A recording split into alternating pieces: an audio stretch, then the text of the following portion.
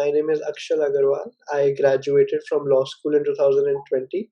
I'll be joining the Indian School of Business's PGP program in 2022, and I'll be joining the cohort of 2023.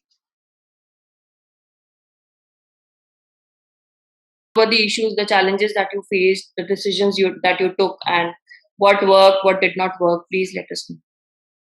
So I think the first decision was whether to take GMAT or the GRE. And since I had specifically narrowed down to ISB, I knew that ISB is my school of choice, and opted for the GMAT. And during that time, it was the peak of the lockdown in 2020 last year. So I had to decide whether I'm going to give it online or offline. So when I had begun my preparation, I only was looking at a at home option of the GMAT, right? And even though the format of the test was largely similar, only the sections were reordered, and they had omitted the analytical writing section in the online exam at home. What I really thought was the main difference between the two was that you did not get a break between sections, right? You had to do it, attempt them consecutively. So for some children, that is a real deal breaker. Some children, they want to just take a refresher of it, but in my case, because I had given close to 25 mocks, right? So I was so comfortable with those 2 hours. I didn't really struggle for those 2 hours. My concentration didn't break. But eventually, by the time I actually gave up my exam, centers had opened up again, and I actually ended up giving it in the center. But one thing that I took away from all of that was that a lot of time is needlessly wasted in traveling to these test prep centers, and commuting, and all the other things that go with it. Because I was preparing at home, I was using a lot of self-paced videos and a combination of mock tests. So I think I was really able to narrow it down. One strategy that really worked for me is that I had a big chart inside my room where I used to write down my scores for each and every mock. I used to give a breakup of my quant and a breakup of my verbal, and I used to give a comment as to what I think I should do better. And that is just my test taking style, that taking more mocks over preparation really helped me out. So even whenever I used to take a mock, I used to feel generally more confident. And I went to Jamboree for my mocks. I went to Veritas Prep for my mocks, and I went to Manhattan for my mocks. And when I was getting a 700 on my Manhattan, I was confident and I booked my test.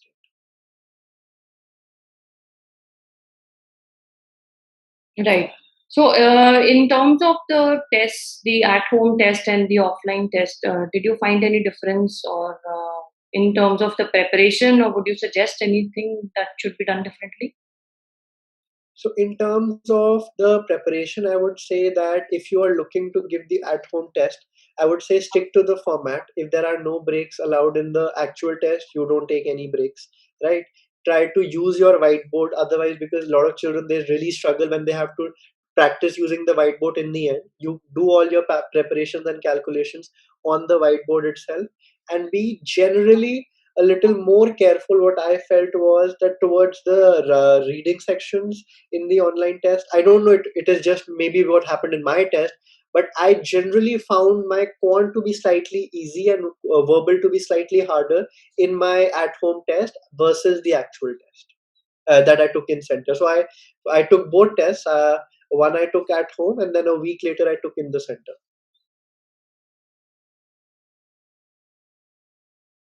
That during first and foremost, that if we are starting off with our application prep after GMAT, I think it's a little too late, because if we want to do it well, we should start it well in time, which is of course as you had suggested, and we started our application prep well in time, because GMAT is just one of the many aspects of it. As far as the main application is concerned, because of technology, you don't really need to go anywhere. Everything happens over Zoom, everything happens over the phone.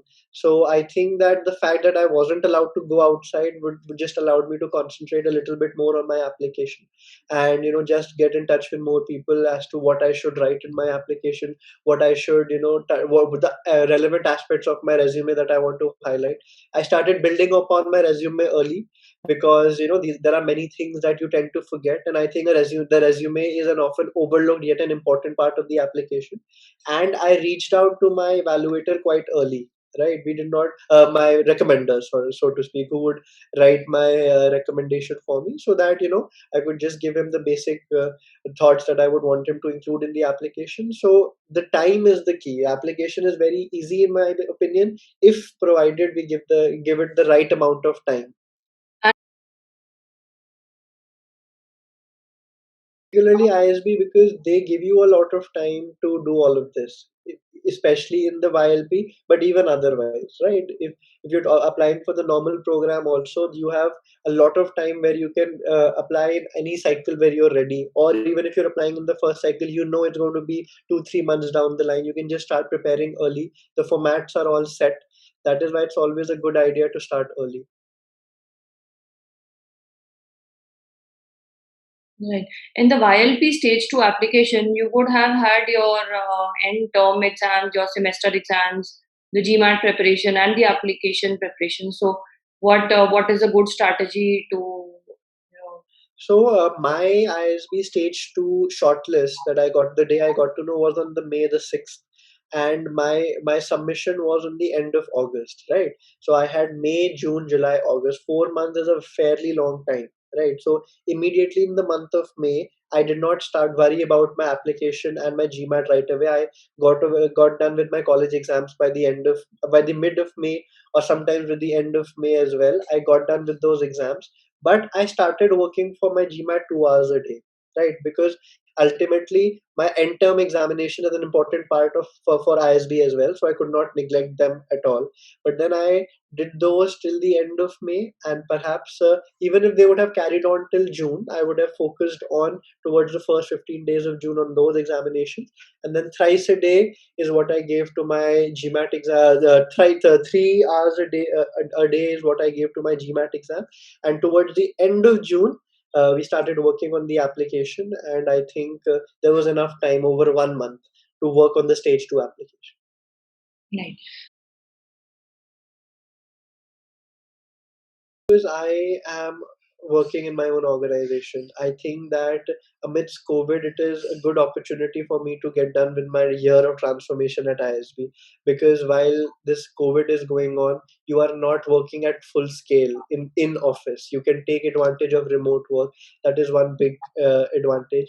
Second is that ISB has this wonderful module called the DHM, or the Digital Head Start module, with which they have effectively reinvented their PGP. It's now the PGP 2.0, as they call it. So I think that this unique opportunity that they have gotten, that we have gotten with this Head Start module that starts 3 months in advance, starts building children into the program, is a big advantage. And now more than ever, the learning weekend, which I've already started, one of which I attended last week, 120-30 children were participating in a Zoom call where I could see all my future classmates. I could get in touch with them.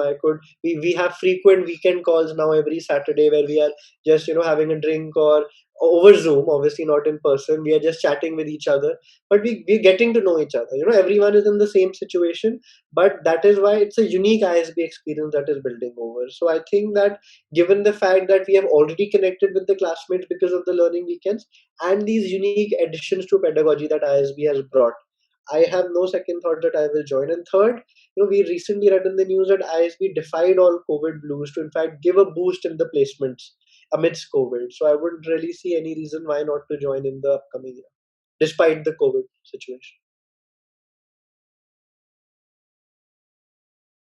Right.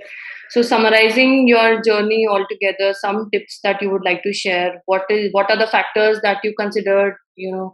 What are the factors that determine the ROI of ISB for you? So, just looking into your insights on that. So I would say that the ROI, if we talk in strictly financial terms, the ROI will always be very strong because you're outside the workforce for only 1 year. That is something that is a big boost for people choosing ISB.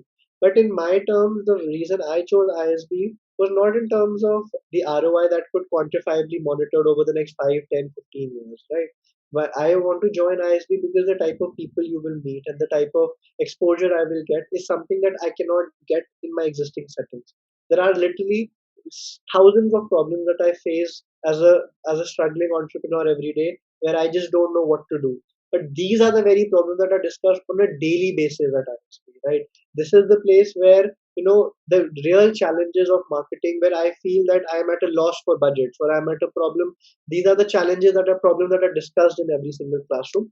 And even in my YLP learning weekend, where I'm only having 100 out of the batch of around 800, 900 children, everyone has such a unique perspective about what they are going to do in their careers, how they can look at problems and solve them. Is that really the ROI is something that we will exceed by 10, 20, 30, 40 times over the course of our lifespan. So I really think that, especially with the way ISB is transforming its curriculum on a yearly basis, I think that within India, it gives us the exposure like of the schools like Kellogg, Wharton, at a very at a fraction of the cost and in a very Indian context. So, to anybody who is looking to join an Indian B school or is looking to work predominantly in India, I think that ISB is one of the finest choices. And my only suggestion would be that if you would like to join ISB, as I did, I decided that I want to try for the YLP back in the year 2018, and I ended up applying in 2020. So it is effectively a long process. And because it is not your GMAT score that gets you in, it's not your interview, it's not your profile, it's a combination of it all. So I think that you have to decide early and probably just know why you want to go. That's one important reason that will be the determinant of whether or not whether you get in or you don't.